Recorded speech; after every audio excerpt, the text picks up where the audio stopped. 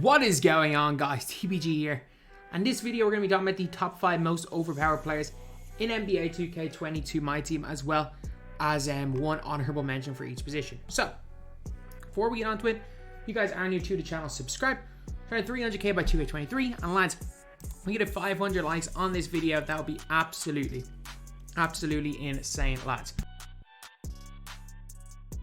So anyway, now let's get on to the players. So we're gonna obviously be doing this in a lineup update here.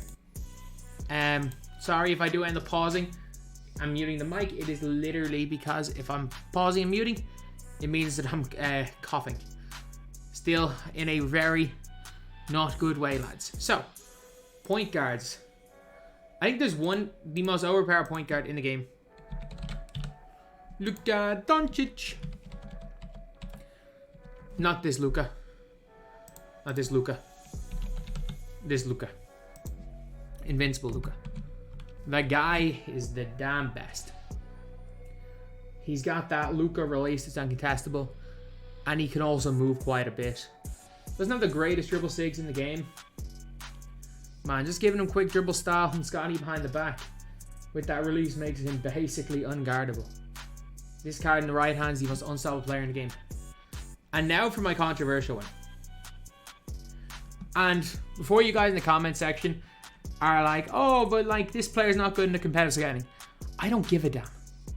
I don't give a damn about competitive 2K.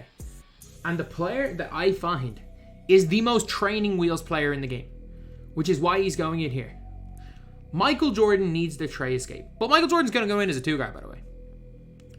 Michael Jordan, you need some stick skill to use Michael Jordan. And I mean, you need a pretty decent amount of stick skill. Like the tray escape. Being able to use escapes effectively, other than the Curry escape and like the Harden escape. Being able to use escapes, actually to be fair, the Kemba escape's pretty easy as well. Being able to use the tray escape effectively requires some actual like skill and ability to like dribble and knowing how to burst out of it, which most players don't. And if you are one of those players that do, that are okay, that are good with, that have the stick skill and love Jordan, more power to you. Ben Simmons doesn't play offense. Simple as, Ben Simmons does not play offense. Like Ben Simmons is a pure lock and whose purpose is to play defense and shoot the ball when he's wide open. That is the purpose of Ben Simmons in this game. The most training wheels card in this game, you can see there, 6'11", 7 wingspan, is Danny Granger, only 2 inches shorter than Simmons. But he's got a longer wingspan and arguably a better player build. He has a better motion style, he runs faster, perfect defensive stats, and a way better jump shot than Ben Simmons. Danny Granger is the second most overpowered point guard in this game. For most people. He's training wheels. He's training wheels. And that's also, these are only going to be cards you can buy on this list. No reward cards. So, anyway. Now we're on to shooting guards. So shooting guards, I think Jordan, you have to put Jordan in. Geez, look. The thing with Jordan is that even if you don't have the most stick skill in the world, he's still a really good defender. He's still got a really decent jump shot. He's still got the fade. He's still got all the animations. But I got to put him in somewhere. I'm not putting him in at the point guard position. I got to put Michael Jordan in somewhere. And he's going right here. You would definitely argue him that he should be in at the 1. Or that his best player is his point guard card. And I'm not going to disagree. But that's where I'm going to put him. I'm going to put Michael Jordan in here. Okay, so other shooting guard. I'm going to sort by date added. Include secondary. Gerald Wallace is in with a shout. And like, that is a crazy statement. That is not a crazy statement to make. If you use these guys, you know that that's a little bit off, but like, it's not crazy statement to make. I love Drazen, but I'm not going to put Drazen in there. It's between Rudy Gay and Kawhi Leonard. It's between Rudy Gay and Kawhi Leonard. And I'm not going to lie. I think it's so close between those two that I'm going to put in Rudy Gay. Because Rudy Gay is like 50k, 60k. And Kawhi is like 1.2 million. Like, I think if you want to argue Kawhi over Rudy Gay, that's fine. That is completely fine. But I think they are so even. I think they're so even. Because like Rudy Gay, advantages. Release-wise, Ray Allen versus Rudy Gay base, equal. Quick dribble style. I think Kawhi's dribble sigs are very similar as well. I think they are very, very similar in terms of like dribble sigs and stuff. Half pads obviously get 30 extra on Kawhi. But Rudy Gay's got almost all the key ones. Stats-wise, nothing noticeable difference. Tendencies-wise, Kawhi slightly better, I guess. Animations, I'm going to give the slight advantage to Rudy Gay because I prefer the normal 2 leaner to the normal leaner.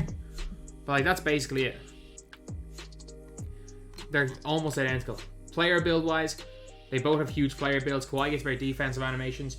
Rudy Gay gets better lane animations. Kawhi gets better on-ball defense. Rudy Gay gets better lane animations. So they're so close. They're so close. Now we're on to small forwards. And again, this is a tough one. Because my backup, my secondary is going to be... I think Giannis Antetokounmpo is a fairly straightforward one. I think Giannis is that guy. His release is just too quick. He's not going to really move with the ball. His defense is too good and his release is too quick. Like Giannis has got a really, really good release. He's 99 every stats. Only shifty dribble style. Like Giannis does not move that well. He doesn't, but he's the perfect guy to run at that small forward position. Because just if you ever use Giannis, you just know. You just know he just plays lanes differently. Like the ball's thrown near him, he'll catch the ball, whereas most players will bat the ball away. He's one of the best on-ball defenders in the game, so I'm not gonna insult Giannis by putting him out of here, but there is a really card that I'm tempted to put in as my second player here. So, Kevin Durant is in the debate, obviously. Thon Maker is in the debate, obviously. Tracy McGrady is in the debate. But a lot of people are going to say, Thon Maker this, Thon Maker that. I prefer Pokusevski to Thon Maker. I'm sorry, I do. Like, I'm not going to put him in. I really want to. I'm probably going to give Kevin Durant the nod. But if anyone is going to argue Thon Maker, I'm putting in my Pokusevski. If you want to argue Thon better than Kevin Durant, I'm putting my Poku in. Kevin Durant's release is good. Kevin Durant leaner is okay. He's tall. I still think Kevin Durant is a super, super effective player. The annoying thing is, though, is that he's 6'9". Even though, like, the Brooklyn Nets version is 6'10". And then, every other version of KD is 6'9". But then even, like, his Brooklyn Nets 99 overall is 6'9". Like, it doesn't make sense. He should be 6'10". Either way, doesn't matter too much. Kevin Durant is going in as my backup small forward here. Power forward, lads. There's only two real options now here, isn't there? Like, there are guys that you could argue in terms of guys you could buy. Like, if you're starting of guys you can't buy, I think you could definitely argue that Arvydas Sabonis, if we're talking purely, like, overpowered, I think Arvydas Sabonis is one of those players that you could definitely argue belongs in S tier. I think David Robinson's really good. I think Hakeem Olajuwon is really good. But I think in terms of cards you can buy, there's only two that are above the rest. Their names are Kareem, Invincible, and Bol. And Bol freaking Bol. I think these two guys right here kind of epitomize what is needed from the power forward position. You need length. You need someone that's going to play lanes. You don't necessarily need someone who's going to dribble the ball. Like, Bol this year, he's not Bol last year. Like, you could easily... Like, last year, Bol was the best. This year, you could honestly swap in. If you swapped in David Robinson for Bol, it's not going to make a difference. If you swap in Pokusevski for Bol, it's not going to make much of a difference. Thon Maker for Bol. Heck, if I put in Mo freaking Bamba in here at power forward, it's not like it's going to make this significant difference. It's not like your Bol who's the damn best and you kind of needed some version of him like last year. But Bol still belongs.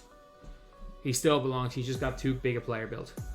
He still belongs. His release too easy to green. And centers, we all know who the best two centers you can buy are in this game. as much as I love some of these guys, we all know. We all know, lads, it is one of Yao Ming or Taco Fall. So, Taco moves way better. There's something about Taco's movement that's just crazy. Taco's player build is way better. Yao Ming is a bailout. Like, you put Yao, you have Yao sitting corner. You just 1 second, 2 seconds to go on the shot clock. Throw the ball to Yao and shoot, and it's likely that he only gets like a 2% contest.